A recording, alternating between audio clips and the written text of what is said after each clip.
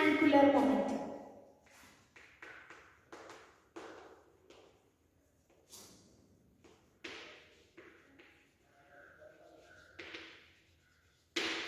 Like the electrons, both protons and neutrons are having their own intrinsic angular momentum called the spin angular momentum. And the spin angular momentum can be calculated using the equation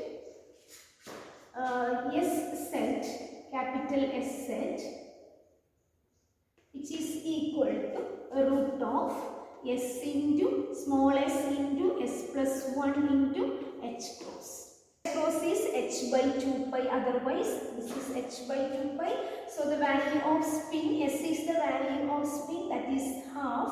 So the angular momentum, this is usually we are taking in the direction of the magnetic field, that is usually we are taking the direction of the z axis. That is why we are taking, this is the capital capital S. S z is equal to root of small s into s plus 1, where this s is given, this is the spin actually. So s is having the value half, small s is having the value half. So this will, you will get root of 1 by 2 into 1 by 2 plus 1 into h by 2 pi. This is outside the root. So this will be given by this 2 plus 1, 3. That is root 3 by 4, that is root 3 by 2 into h by 2 pi or h cross. This is the spin angular momentum of a nucleus. Like the electrons, these protons and neutrons are also having its own intrinsic spin. So it also, because of the motion of the charged particle or motion of this particle, it also have the angular momentum. This angular momentum is given by, this is actually the spin angular momentum. So this spin angular momentum is given by this value. The fifth property is the resultant angular momentum.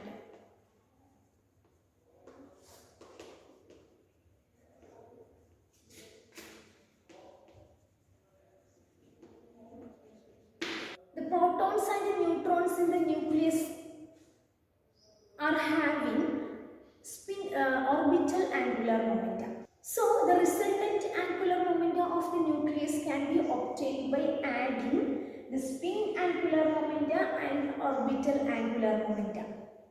So there will be a resultant angular momentum due to the spin motion of the nucleus plus the orbital motion of the nucleus. So these nucleons in the nucleus are having certain orbital angular momentum due to the motion and also certain spin angular momentum. So the resultant angular momentum is given by the sum of the spin angular momentum as well as the orbital angular momentum. So the total angular momentum of the nucleons is given by, we can write some L nucleon which is equal to root of some Ln into Ln plus 1 into h cross, where Ln is given by, this Ln value is given by the sum of or the resultant of the spin angular momentum or the spin value and the orbital quantum number value and the spin quantum number and the orbital quantum number value. That is the sum or the resultant value of Ln is given by the spin and the orbital motion. So we will get the total resultant angular momentum as Ln is equal to root of Ln into Ln plus 1 of h cross. This total angular momentum is also known as the nuclear spin. This total angular momentum, and this is also known as the nuclear spin. Sixth property is the nuclear magnetic moment.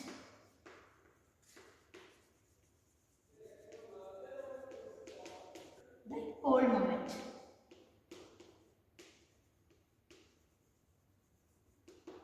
We can see that the electron, the spinning electron have a magnetic dipole moment that is equal to 1 Bohr magneton. That is for electron. We have mu e. This is represented by the magnetic dipole moment. For electron we have the value of EH cross by 2 me. This is actually for Bohr. This is actually known as Bohr magneton. So we can write similar equation by 2mp. This is, we can substitute all the values. Mass of proton is 1.6 into 10 raised to minus 27 kilogram. So this value is equal to, and this is known as nuclear magneton. This is known as nuclear magneton.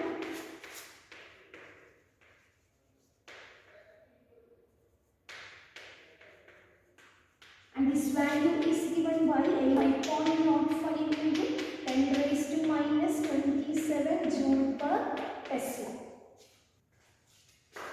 Since mass of proton is 1836 times mass of electron, so the mass of electron is in the denominator. So this you can write as 1836 of mass also. Mu n can be written as EH cross by 2 into 1836 into ME. This can be replaced by this value. So this is equal to 1 by 1836 times. This whole will be given by the electron or Bohr magneton, the dipole moment of electron. So dipole moment of electron. Even though the neutrons are neutral particles, these neutrons also have a dipole moment, that is 1.9 times, that is minus 1.9128 times, that was the mu n. This mu n is actually the nuclear magneton. So this value is actually mu n is equal to minus 1.9128 the nuclear magneton.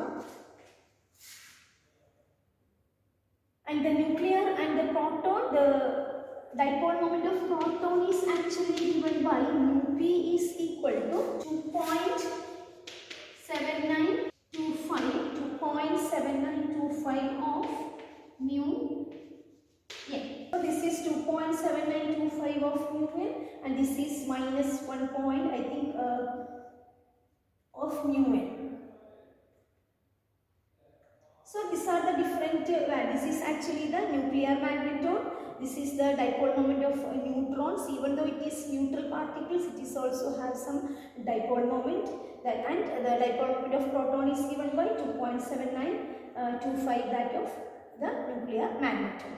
This is the Bohr magneton, and this mu n is actually the value for a nuclear magneton, and this value is this one. So the magnetic dipole moment of the nuclear magneton is this one. So the dipole moment of neutron is given by this value, and the dipole moment of the protons is given by this value. This is actually the value of nuclear magneton. This is the Bohr magneton, and electrons are having the dipole moment of the same value of equal to the one Bohr magneton, but protons are having this much dipole moment, this much value. Neutrons are having the dipole moment of this much value. This nuclear magnet is discovered by, this value is discovered by Dirac, and this value is derived from Dirac's theory.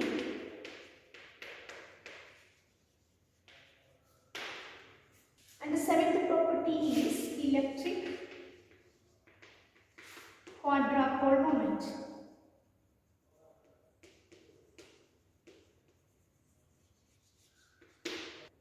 So like the magnetic moment, the nucleus is also having an electric quadrupole moment. So the electric dipole moment, this is the quadrupole moment actually, but for nucleus etc. the electric dipole moment is 0 because of the symmetry about the center of mass. The symmetry may be for ellipse there may be some symmetry about the center of mass. For spherical surface the symmetry may be in the center of mass. If the nucleus is having a symmetrical shape, even though there is symmetry, even though the dipole moment is 0, if the shape is not spherical, then there may have a chance of this quadrupole moment. So the nucleus may take the shape of an ellipse, then there may have some quadrupole moment. So we will have a value for this quadrupole moment. And the deviation from this spherical symmetry, that is if the atoms of nucleus are having the shape of an ellipse, it is a deviation from the spherical symmetry. So this deviation can be expressed in terms of the electric quadrupole moment, and this is represented by Q, which is equal to 1 by E into integral 3z square minus r square rho into d. Rho is the charge density of the nucleus.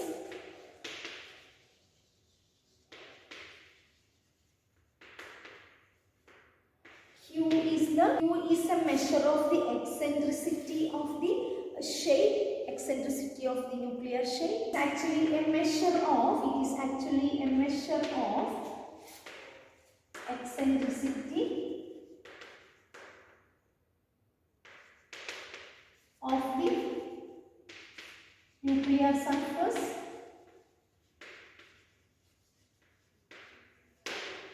And this Q is 0 for spherical surface, so we will get Q as 0. So that means the eccentricity value is 0. Or depending upon eccentricity, we have the Q value. So for spherical surfaces, this Q will goes to 0. Charge distribution structured in the z direction may have a positive Q value, will have a positive quadrupole moment, and in the z direction means that is apollate, that is known as apollate. That means a spherical charge distribution is have a Q value 0. This two distance you will have A, this one A and this one also A. And for a shape that is structured, this charge distribution, if it is stretched along the z direction, the Q will have a positive value.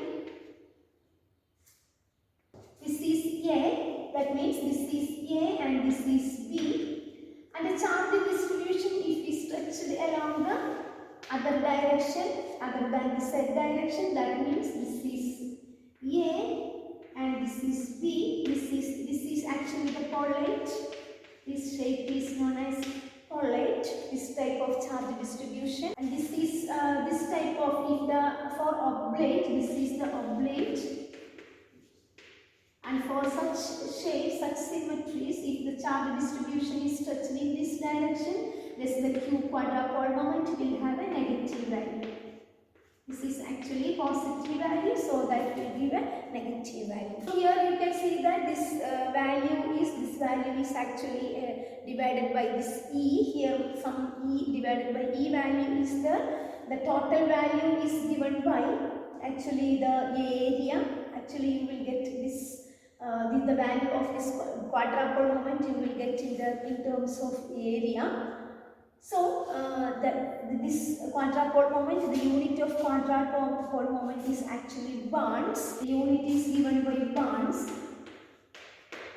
BARNS, and 1 barn is equal to, we can write here, 1 barn is equal to 10 raised to minus 28 meters square.